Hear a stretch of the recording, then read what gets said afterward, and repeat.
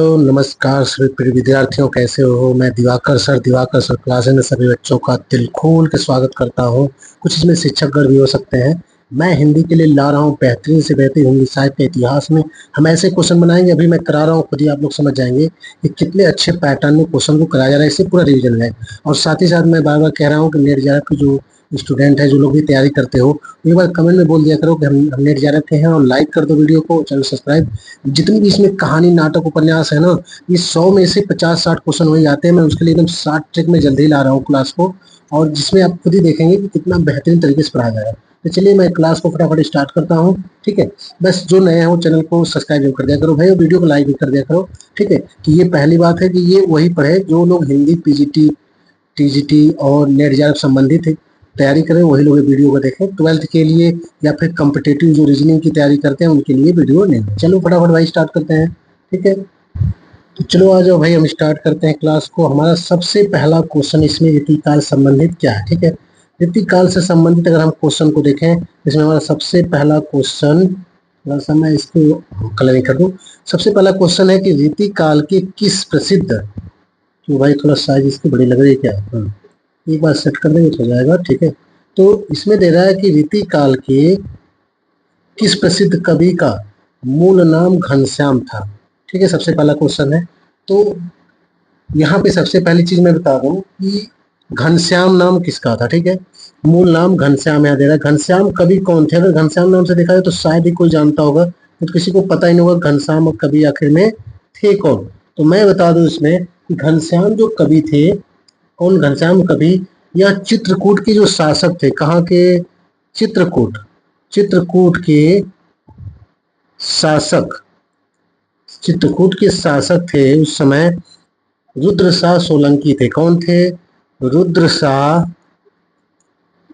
सोलंकी थे, रुद्रशाह सोलंकी थे।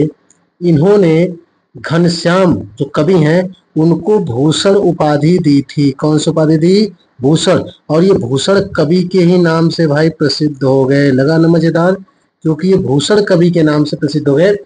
जबकि भूषण इनको क्या थी, इनको उपाधि के रूप में प्रदान किया था रुद्रशाह सोलंकी ने। रुद्रशाह सोलंकी ने किया था। ये कहाँ के शासक थे? चित्रकूट के शासक थे। ठीक है, उसके बाद अगर मैं बात करूं, ये यही थोड़ी सी और बात कर लेते हैं, थोड़ी जानकारी हो जाती है ना। भूषण जो है यह दो राजाओं के आश्रय में रहे हैं। एक शिवाजी के आश्रम रहे हैं, किसके आश्रम रहे हैं? एक शिवाजी के आश्रय में रहे हैं। ठीक है, शिवाजी के आश्रय में रहे हैं, और साथ ही साथ शिवाजी के साथ साथ ये रहे किसके यहाँ? ये छत्रसाल के यहाँ भी रहे हैं। यह छत्रसाल बुंदेला के थे। छत्रसाल पूरा हम लोग इस्तेमाल तो करते हैं छत्रसाल, लेकिन असल में पूरा नाम था छत्रसाल बुंदेला। किसके यहाँ थे? छत्रसाल बुंदेला के यहाँ थे। ठीक है, तो दो लोगों के यहाँ ये आश्रय में रहे। ठीक है, अब शिवाजी के यहाँ रहे तो शिवाजी के यहाँ शिवाजी बावनी लिख दी। क्या लिख दिया इन्होंने? शिवाजी बावनी लिख दी। छत्रसाल बुंदेला के थे तो छत्रसाल दशक लिख दिया। अब शिवा बावनी अगर देखा जाए लिखा है इन्होंने, तो कोई भी कह सकता है कि शिवा बावनी अगर लिखा है तो उसमें शिवाजी की वीरता होगी, साथ ही साथ राजा थे तो उदारता भी होगी, है कि नहीं है? ठीक है ना। और एक चीज और ध्यान रखना है कि शिवा बावनी जो लिखा था उन्होंने, उसमें उन्होंने राजा महाराजा शिवाजी की उदारता और वीरता का वर्णन किया। ये खुश हो गए, तो इन्होंने क्या किया था, इन्होंने 52 गांव जो है और 52 लाख रुपए और 52 हाथी इनको उपहार में दिया था। भूषण जी को शिवाजी ने दिया था 52 गांव, 52 लाख जो है धन, 52 लाख रुपए कह सकते हैं, और 52 हाथियां दी थी। क्यों दी थी? क्योंकि इन्होंने शिवाजी जो की पर जो बावनी लिखी थी 52, उसमें 52 कवित्र थे, और 52 कवित्रों को सुनकर इतने खुश हो गए शिवाजी महाराज कि उन्होंने भूषण को क्या कर दिया, 52 ठे गांव दे दिया। भाई ले जाओ, 52 लाख रुपए भी दिए थे, 52 ठे हाथी भी दिया, भाई ले जाओ। ठीक है, तो ये हो गया, इतनी चीज है। ठीक है, चलो भाई अब चलते हैं हम आगे। एक चीज और यहाँ पे देख सकते हैं, केशवदास कौन है? ये जो है रीतिकाल के प्रतिनिधि कवि हैं। क्या है ये? रीतिकाल के प्रतिनिधि कवि हैं। केशवदास कौन है? रीतिकाल के प्रतिनिधि कवि हैं। ये काम की बात है। ठीक है ना। हाँ, तो यहाँ पे इस चीज को हमें ध्यान रखना है। इसको जो है उसे प्रतिनिधि नहीं, गलत, प्रतिनिधि की बजाय इनको क्या, प्रवर्तक, सॉरी प्रवर्तक है ये। रीतिकाल के प्रवर्तक कवि है, ठीक है। तो रीतिकाल के जब एक प्रवर्तक कवि हैं, कौन से कवि, प्रवर्तक कवि हैं, तो ये सर्वमान मत है। कौन सा मत है, सर्वमान मत है, ठीक है, सर्वमान मत है। और सर्वमान में असल में इनको माना किसने, सर्वमान में तो हो गया सभी लोग मानते हैं, पर इसको जो मानने वाली जो बात है वो असल में किसने माना है, तो वो माना है विश्वनाथ प्रसाद मिश्र ने माना है और डॉक्टर नगेंद्र ने माना है, जो कि सर्वमान हो गया, ठीक है। तो आगे हम चलेंगे, और इसमें बहुत हो गया, पहले क्वेश्चन में हम लोग कितना देखेंगे, 5 मिनट टाइम हो गई, ठीक है ना। तो इतनी जानकारी इसमें बहुत हो गई। आगे चलते हैं और बाकी केशवदास के बारे में और भी जान लेंगे। केशवदास को कठिन का काव्य का जो है इनको क्या कहते हैं, प्रेत भी कहते हैं। इसने कहा है, वैसे कहा तो मुख्य रूप से देव कवि ने है, जो रीतिकाल के ही कवि हैं। लेकिन अगर देव कवि ऑप्शन में ना हो तो हम रामचंद्र शुक्ल बाबा को भी मार सकते हैं, शुक्ल बाबा को भी मार सकते हैं। कठिन काव्य का प्रेत केशवदास जी को, ठीक है। कठिन काव्य का प्रेत किसको कहते हैं, केशवदास को। कठिन गद्य का प्रेत किसको कहते हैं, अज्ञे जी को भी कहा जाता है। चलिए भाई देखते हैं अगला क्वेश्चन हम देखेंगे, क्वेश्चन नंबर नेक्स्ट, ठीक है। क्वेश्चन नंबर 2 आ जाते हैं, कवि देव की बात है, ठीक है। क्वेश्चन तो ऐसे अच्छे हैं, कोई दिक्कत नहीं है। कवि देव की बात कर लेते हैं, यहाँ पे थोड़ा सा इसको जूम कर देना, हाँ, ठीक है। तो अब अगर मैं बात करूं यहाँ पे कवि देव की, तो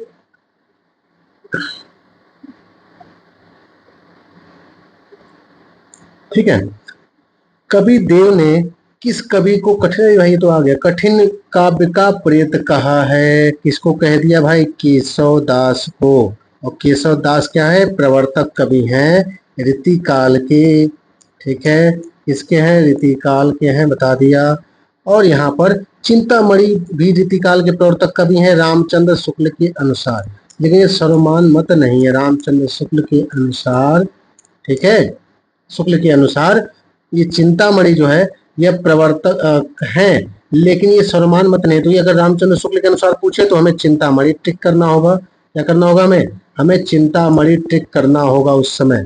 लेकिन ध्यान रखना है, अगर सर्वमान मत में या ऐसे ही कैजुअली पूछ देता है, ठीक है, नॉर्मली पूछ दिया, या फिर डॉक्टर आचार्य विश्वनाथ प्रसाद के अनुसार पूछ ले, या डॉक्टर नगेंद्र के अनुसार पूछ ले, तो केशव दास ही हैं और सर्वमान मत भी यही है, ठीक है। अब चलते हैं आगे, हम थोड़ा देख लेते हैं, क्वेश्चन तो यहाँ पे हो गया, भूषण के बारे में भी हमने काफी कुछ देख लिया है, ठीक है। हाँ, एक चीज और है, जो हमारे केशवदास के बारे में जब यहाँ पूछ दिया, कठिन काव्य का प्रेत किसने कहा है, देव ने कहा है। और केशव दास को ही, किसको, केशव दास को ही जो है रामचंद्र शुक्ल ने क्या कहा है, हृदयहीन कवि कहा। इन्होंने कहा इनको कवि वाला हृदय नहीं मिला था, क्यों भाई, हृदय, हृदयहीन कवि इनको कहा गया है। कौन सा कवि, इनको कहा गया हृदयहीन कवि, ठीक है, इनको कहा गया हृदयहीन कवि। हृदयहीन कवि किसने कह दिया, हृदयहीन कवि कह दिया बाबा शुक्ल जी ने कह दिया इनको, ठीक है। अब चले आगे, आगे चलते हैं भाई, और भी यहाँ के हैं, किसी दिन चर्चा कर लिया जाएगा अलग से। अब आगे बढ़ेंगे क्योंकि बहुत ज्यादा टाइमिंग हो रही है, क्वेश्चन 2 ही हुए, हमको ज्यादा नहीं करना है, क्वेश्चन कम ही करना है। लो भाई, अब यहाँ पे कह रहा है कि रीतिबद्ध कवि हैं, ठीक है भाई, बधना है तो कैची पे मजा लेना होगा। यानी इसका ट्रिक क्या है, इसका ट्रिक क्या बनता है, इसका ट्रिक जो है हमारे अकॉर्डिंग, ट्रिक इसका क्या बनेगा, हमारे अकॉर्डिंग अगर ट्रिक को देखोगे भाई, तो मैं कहूंगा कैची पर, ठीक है, कैची पर, केची पर, कैची कहते हैं ना, केची पे, चलो केची पर, ऐसे केची कर देते हैं, रुक जाओ, हाँ अब ठीक है, केची पर, वैसे कैची चाहिए, कैची पर भूषण के, भूषण के, कैची पर भूषण के रसलीन मजा से, कौन सी मजा से भाई, रसलीन मजा से, मजा से ग्वाल कवि को भाई संतोष हो गया। ग्वाल कवि को क्या हो गया, ग्वाल कवि को संतोष हो गया भाई, ग्वाल कवि को संतोष हो गया भाई। कैची पर जब बधोगे तभी बधने का रीतिबद्ध बनेंगे कवि, तो कैची पर यहाँ पे कौन बध गए भाई, कैची पे बधना, क्योंकि भाई दोनों, कैची में दोनों तरफ धार होती है, और उसके बाद रीतिबद्ध में दोनों तरफ कवि थे, दोनों तरफ मतलब उन्होंने काव्यांगों की भी रचना की, और उस पर आधारित मतलब रक्षण ग्रंथों की भी रचना की, और उस पे जो है उन्होंने रचनाएं भी की, कवि का भी काम किया। कवि जो है वो जो है काव्यांग जो होते हैं उस पर आधारित रचनाएं भी करते हैं, और काव्यांग की जो पुस्तकें होती हैं, ठीक है, नियमावली की, लक्षण की, उसकी भी लिखते हैं, दोनों तरफ लिखते हैं। तो यहाँ पे कैची हमने इस्तेमाल किया है, और कैची से अब यहाँ पे संतोष में हम देख सकते हैं कैची में, देखो मैं एक एक ट्रिक भाई बता रहा हूँ, ठीक है, एक एक ट्रिक मैं यहाँ बता रहा हूँ, समझ लो भाई अच्छे से। ये ट्रिक हमने स्वयं बनाई है, कहीं कॉपी किया हुआ नहीं मिलेगा, ठीक है। तो यहाँ पर किस कलर से बता दें भाई, देखो भाई, के से केशवदास हो गए, और ये है रीति काल के प्रवर्तक कवि भी हैं। ची से चिंतामणि भी हो गए, प से जो है क्या हो जाएंगे, देख लेंगे, परमानंद हो जाएंगे, र से भी कुछ हो ही जाएगा, भूषण, कई कवि है ना इसमें, बहुत ज्यादा कवि आते हैं, तो भूषण भी इसमें है।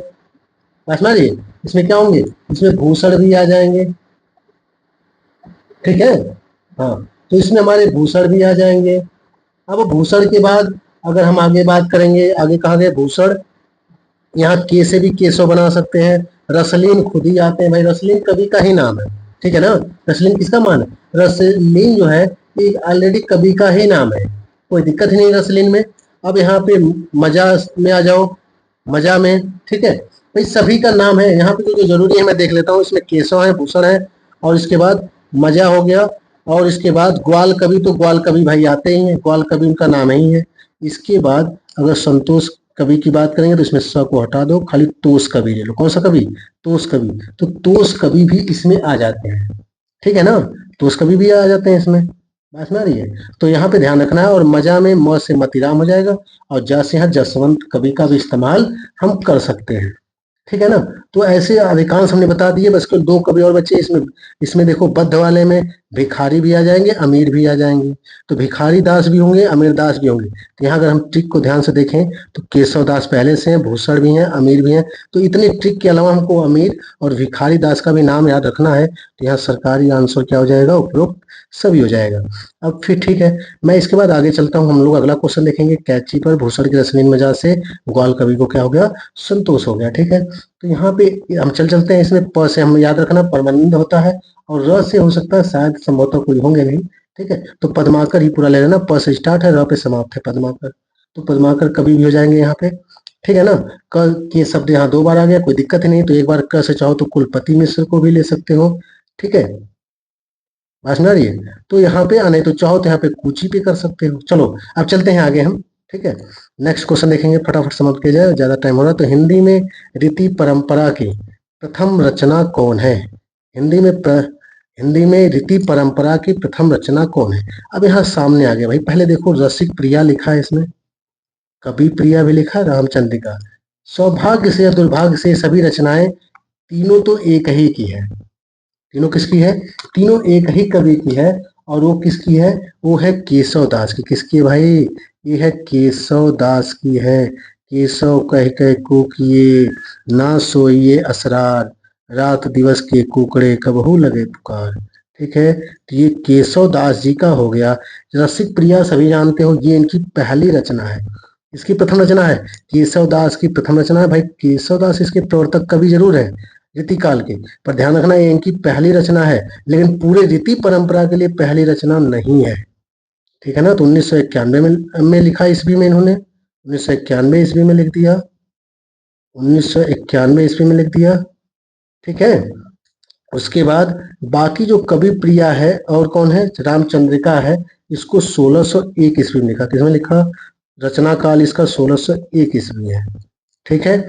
अब हम बात कर लेते हैं हित तरंगिणी क्या है। भाई हित तरंगिणी जो है ऑप्शन नंबर डी, यही रीति परंपरा की प्रथम रचना है, और ये किसकी है, ये है कृपाराम जी की है। हिंदी रीति परंपरा की प्रथम रचना यही है, हमारी हिंदी में है, और ये कृपाराम की है, जो लिखी गई थी 1541 ईस्वी में लिखा गया था, किसमें लिखा गया था, 1541 ईस्वी में लिखा गया था, ठीक है। नायिका भेद का चित्रण है, तभी तो रीति परंपरा मतलब नायिका भेद का चित्रण होना चाहिए, तो हित तरंगिणी में किसका चित्रण है, नायिका भेद का चित्रण है यहाँ पे, और कुछ इसमें तो नहीं है, ठीक है ना। अगर अंतिम रचना की बात करें या अंतिम कवि की, तो भाई ग्वाल कवि थे, रीतिबद्ध में ही थे, अभी हमने बताया ग्वाल कवि को, तो ग्वाल कवि थे, और उनकी जो अंतिम रचना थी वो रस रंग थी, रस का रंग उन्होंने लिखा, उसी के साथ रीति परंपरा हमारी समाप्त हो गई, ठीक है। चलो अब आगे चलते हैं, इसमें आगे चलेंगे, चलो भाई आगे देख लिया जाए। गुरु तुम ही बनो सहारा। चलो भाई, अब देखो यहाँ पे रीति काल शब्द का प्रथम प्रयोक्ता। भाई कतई बढ़िया सवाल है। देखो ग्रियर्सन क्या थे, ग्रियर्सन किस शब्द के प्रथम प्रयोक्ता थे? ये थे रीति काव्य के। किसके थे? रीति काव्य शब्द के प्रथम प्रयोक्ता यही थे। ठीक है, लेकिन रीति काव्य क्या, और हमने पूछा क्या? हमने पूछा रीति काल के। तो रीति काल के प्रथम प्रयोक्ता कौन है? आचार्य रामचंद्र शुक्ल हैं। और साथ ही साथ इन्होंने एक और प्रयोग किया था। रीति काल के अलावा सभी जानते हो भाई, आसान सी बात है, रीति काल नाम इन्होंने दिया था ना इस काल का। और उसके साथ ही साथ इन्होंने दिया था उत्तर मध्यकाल भी नाम इन्होंने ही दिया था। तो यहाँ पर शुक्ल बाबा सही हैं। कहाँ भाई, कहाँ भाग रहे हो? ये तो इधर से उधर कर दिया। खिसका दो, खिसका दो। ये कहाँ गया? हाँ ठीक है, एकदम सही। ठीक है, तो यहाँ पे रीतिकाल है। ठीक है ना? चलो, तो उत्तर मध्य काल का भी नाम इन्होंने इस्तेमाल किया था, आचार्य रामचंद्र शुक्ल। ये सही है। ठीक है, अगर मैं हजारी प्रसाद की अगर बात करूं तो क्या इन्होंने भी कुछ नाम दिया है क्या? ठीक है, तो हजारी प्रसाद द्विवेदी मुझे जहां तक याद है कुछ भी नाम इन्होंने रीतिकाल का तो नहीं दिया है कहीं पे। ठीक है, कहीं होगा देख लिया जाएगा। अज्ञात कौन, क्या क्या मतलब है? मतलब कोई नाम दे दिया हो पता नहीं, तो ऐसा कौन है? ऐसा एक ही नाम है जिसको हम कहते हैं ललित। ललित बहुत बड़ा हो गया, क्या राइटिंग लग रहा है, ज्यादा डार्क लिखा जा रहा है ना। एक मिनट में थोड़ा सा इसको दुबला पतला कर दूं। ठीक है, हाँ, थोड़ा दुबला पतला हो जाएगा, सही रहेगा। चलो, अब यहाँ पे अज्ञात क्या है? ललित कलाओं का श्रृंगार काल किसी ने कह दिया पर पता नहीं चला भैया किसने कह दिया। तो अगर ये नाम देता है ललित कलाओं का श्रृंगार काल, ध्यान रखना है, ललित कलाओं का ललित कलाओं का श्रृंगार काल अगर कह दिया जाए, किसने कहा भाई? पता नहीं चला, कौन कह के फरार हो गए। ठीक है, ललित कलाओं का श्रृंगार काल किसने कहा? ये कह के फरार हो गए, पता नहीं चला भैया कौन कह के निकल लिया। ठीक है, तो श्रृंगार काल अगर पूछा जाए तो श्रृंगार काल भाई किसने कहा था? ये कहा था विश्वनाथ प्रसाद मिश्र ने। किसने कहा था? विश्वनाथ प्रसाद मिश्र ने कहा था। अलंकृत काल मिश्र बंधु ने कहा था। लेकिन ललित कलाओं का श्रृंगार काल कौन कह के कल्टी मार लिया भाई? पता ही नहीं चला। ठीक है, आगे चले। अब चलते हैं हम लोग आगे। ठीक है, चलो अगला देखते हैं, क्वेश्चन नंबर 6 की तरफ देखेंगे। ज्यादा नहीं क्वेश्चन है, मैं सिर्फ 10 ही क्वेश्चन करना है ना, टाइम बहुत बढ़ रही है। तो क्वेश्चन नंबर 10 ही करना है। थोड़ा सा पढ़ने मतलब इसको रिवाइज हो जाना चाहिए, ऐसा पढ़ना चाहिए। मैं देखो क्या दे रहा है, कह रहा रीति काल को किस विद्वान ने भैया रीति काव्य और दी आर्स पोएटिका नाम दिया? भाई देखो रीति काव्य तो हम सभी जानते हैं, किसने दिया? जॉर्ज ग्रियर्सन ने दिया था। तो निश्चित सी बात है कि दी आर्स पोएटिका भी नाम उन्होंने ही दिया था। ठीक है ना? ये भी नाम किसने दिया था? ये भी नाम उन्होंने ही दिया था। अब मिश्र बंधु की बात करें तो हमने बता दिया अलंकृत काल इन्होंने कहा था। क्या कहा? अलंकृत काल कह दिया भाई, ये तो पहले ही हो गए हैं। ठीक है, विश्वनाथ प्रसाद ने कहा था श्रृंगार काल कहा। क्या कहा? श्रृंगार काल कहा। ठीक है, क्या कहा इन्होंने? श्रृंगार काल कह दिया। मार्कंडे वाजपेयी ने क्या कहा भाई? मार्कंडे वाजपेयी सुनो, इन्होंने कहा था गुंडेपन और सौदेपन की हरकत बता दी। इन्होंने कहा कि जो रीति काल को क्या नाम दिया इन्होंने? रीति काल को नाम दिया था गुंडेपन और सोहदेपन। गुंडेपन और सोहदेपन, ध्यान रखना इसमें जॉर्ज ग्रियर्सन सही है। ठीक है, तो इन्होंने क्या कहा था? गुंडेपन और सोहदेपन की हरकत कह दिया। इन्होंने कहा भाई किसी को गुंडापन और सोहद और क्या आ गया, अगर सोहदेपन की हरकत हो गई तो इसी को इन्होंने क्या कहा? रीतिकाल का नामकरण किया था। नेक्स्ट क्वेश्चन देखेंगे, क्वेश्चन नंबर 7। टाइम ज्यादा हो रही है, फटाफट देखा जाए। क्वेश्चन नंबर 7 की अगर मैं बात करूं तो कह रहा है कि रीतिकाल के पतन का कारण क्या हो सकता है? भाई देखो रीतिकाल में क्या था, जो है लोक मंगल का अभाव रहा। एकदम सही है, क्योंकि ये लोग जो है ना केवल रीति यानी रीति संबंधित ग्रंथों की रचना हुई विशेष करके। ठीक है ना? कहीं भी समाज में क्या हो रहा है, लोग दुखी हैं, किसी से परेशान है, जनता से संबंधित लोक मंगल, लोगों की जिसमें शुभ कामनाएं हो, लोगों के उज्जवल भविष्य की बात की जाए, उससे संबंधित कोई रचना ही नहीं है। तो यहाँ पे लोक मंगल का अभाव एकदम सही है। अतिशय श्रृंगार था भाई, श्रृंगार रस करते करते लोगों को पता नहीं चला कि कहाँ जा रहे हैं। भाई नायिका वर्ण ठीक है, पर समाज में क्या हो रहा है काव्य के जरिए उसे हम बता सकते हैं, लोगों को जगाया जा सकता है। पर यहाँ तो श्रृंगार ज्यादा हो जाने से जो जगह है वो भी सोने लगेंगे। तो यहाँ अतिशय श्रृंगारिता है और चमत्कार, ये अलंकार की देन है। ठीक है, यहाँ श्रृंगार श्रृंगार रस का वर्णन हो गया, यहाँ पे रस से संबंधित बातें हो गई, अतिशय कर दिया इन्होंने। उसके बाद चमत्कार जो है अलंकार समय, भाई बहुत ज्यादा चमत्कार करोगे ना तब भी लोगों को फिर मजा ही नहीं आएगा, काम खत्म हो जाएगा, तो इन्होंने ज्यादा कर दिया, एकदम सभी के सभी सही हैं। तो भाई यहाँ पे डी वाला ऑप्शन सही है, D is the correct option हो जाएगा। ठीक है, चलो आगे चलते हैं। अब उसके बाद अगर हम क्वेश्चन नंबर, तो यहाँ पे तीनों सही हो गए, ठीक है ना, यानी चौथा ऑप्शन सही हो जाएगा। तो क्वेश्चन नंबर 8 देखते हैं। यहाँ पे भाई क्या आ गया, आचार्य विश्वनाथ प्रसाद मिश्र एवं डॉक्टर नगेंद्र के अनुसार रीतिकाल के प्रवर्तक कवि कौन है? भाई देखो, इन्हीं लोगों के अनुसार कौन से हैं, केशव दास जी हैं, पहले बता दिया है, और यही सर्वमान्य भी है। क्या है? सर्वमान्य है, ठीक है ना। तो आंसर हमारा यही सही है। चिंतामणि को किसने माना है? शुक्ल बाबा ने मान तो दिया पर किसी ने सहयोग नहीं किया। शुक्ल बाबा ने केशवदास को भक्ति काल में ही रखा था। केशवदास को कहाँ रखा था? भक्ति काल में फुटकर श्रेणी में रख दिया था, ठीक है ना। चलो, भूषण की कहानी जानते ही हो, ये घनश्याम नाम से आज अभी चर्चा इन्हीं से हुई है, इसलिए हम आगे चल रहे हैं फटाफट। अब चलते हैं आगे। 9वां क्वेश्चन एकदम जबरदस्त है भाई, 9वां देख लो। 9वां क्वेश्चन एकदम सॉलिड है, ठीक है ना, एकदम सॉलिड क्वेश्चन है 9वां, समझ लो। देख लेते हैं 9वां में। 9वां में कह रहा है कि रीति काल अथवा रीति काव्य कि उदय का जो कारण है, देखो यहाँ से क्या होता है ना, उदय का कारण भी ठीक है, कथन भी यहीं से बन जाता है, क्योंकि ये जो कारण यहाँ शॉर्टकट में लिखे गए हैं कि रामचंद्र शुक्ल के अनुसार क्या है, आचार्य प्रसाद द्विवेदी के अनुसार क्या है, डॉक्टर नगन के, तो ये इनके मतों में से छाटे गए हैं, तो यहाँ मत भी बन सकता है, ठीक है। उदय के कारण और विद्वान मत का सही मिलान कीजिए, ठीक है।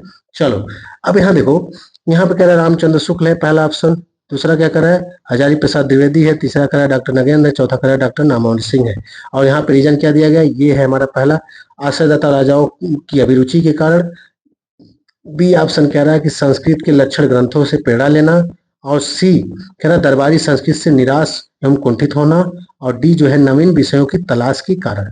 अब यहाँ पे क्या है, देखो, नवीन विषयों की तलाश की कारण रीति काल का जन्म हुआ है, तो यहाँ न से नवीन और न से नामावर सिंह, ये एकदम सही है, इन्हीं का मिलान है, ठीक है।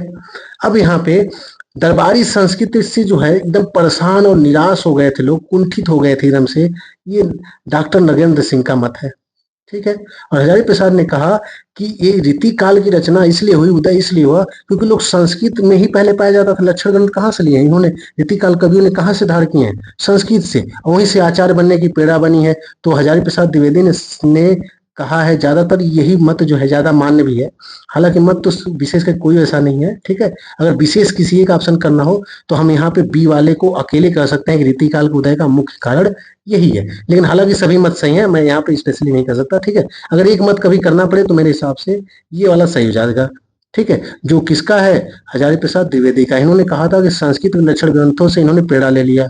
और रामचंद्र शुक्ल बाबा ने कहा कि भाई राजा, जो आश्रयदाता जो राजा हैं, उनकी अभिरुचि के कारण इसकी उत्पत्ति हुई है, यानी आश्रयदाता राजाओं को ये को रीति काल जो है या रीति काव्य जो है पसंद था, इसलिए कवियों ने उसकी रचना प्रारंभ की। एकदम सॉलिड है, सीधा सीधा एकदम मैचिंग है। तो यहाँ पे हम देख सकते हैं कौन सा है, पहला दे रहा है, पहला का ये, दूसरा का बी, तीसरा का सी, चौथा डी, एकदम ऑप्शन नंबर 1 ही सही हो जाएगा, ठीक है। तो यहाँ ऑप्शन नंबर 1 हमारा क्या हो जाएगा, एकदम सही हो जाएगा।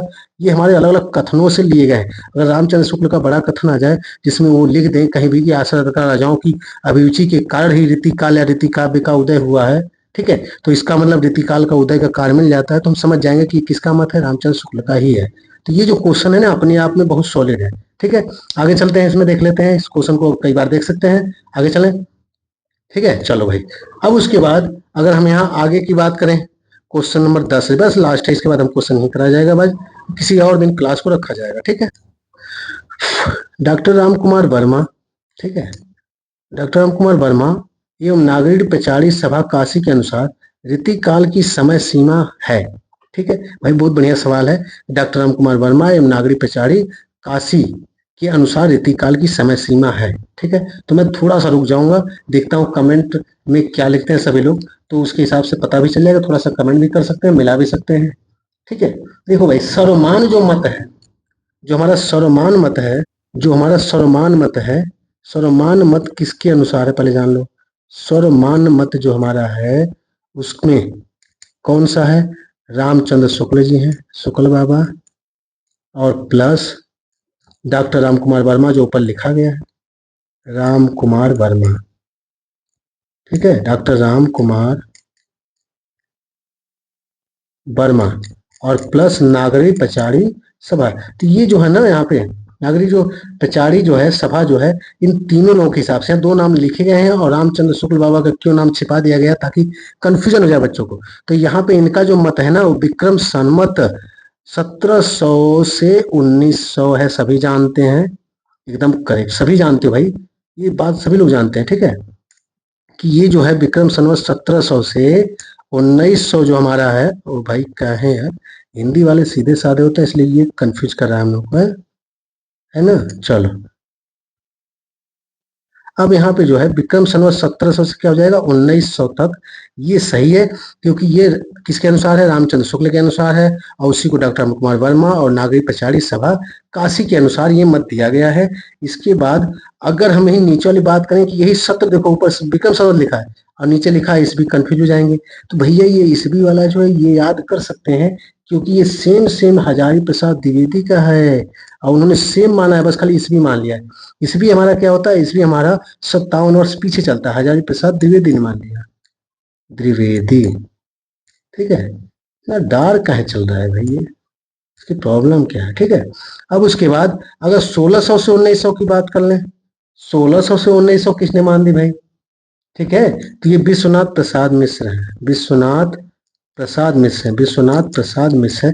वैसे ये कितना किसको याद होता है, मुख्य रूप से यही याद कर सकते हैं, है कि नहीं, मुख्य रूप से यही याद किया जा सकता है और कुछ भी नहीं। ठीक है ना, ये वाला मिश्र बंधु का है 81-89 जो चल रहा है, 1681 से 1889 विक्रम संवत में, तो ये हमारा जो है मिश्र बंधु का है, इसका है, ये है मिश्र बंधु का है। मिश्र बंधु में भाई कौन आते हैं, चलते चलते वो भी चर्चा कर लें, गणेश बिहारी सुखदेव। ठीक है, गणेश बिहारी सुखदेव, सभी लाल मिश्र हैं, बिहारी लाल मिश्र, सुखदेव लाल मिश्र, तो गणेश बिहारी, ठीक है, और सुखदेव, ये तीन लोग इसमें आते हैं मिश्र बंधुओं में। चलते हैं फटाफट, बाद में कभी फिर चर्चा करेंगे, बस एक ही चीज कहेंगे, अगर इसके बाद हम और भी बेहतरीन क्लासेस लाएंगे तो चैनल को सब्सक्राइब भाई जरूर करें और एक बार कमेंट करें कि हम हिंदी नेट जेआरएफ की तैयारी करने वाले स्टूडेंट हैं, चाहे जो भी आप लोग हैं। तो क्लास को मैं समाप्त करता हूँ, फिर मिलेंगे। चैनल को सब्सक्राइब जरूर करें और वीडियो को लाइक जरूर करें भाई। ठीक है, नमस्कार, जय हिंद, फिर मिलेंगे अगली क्लास में।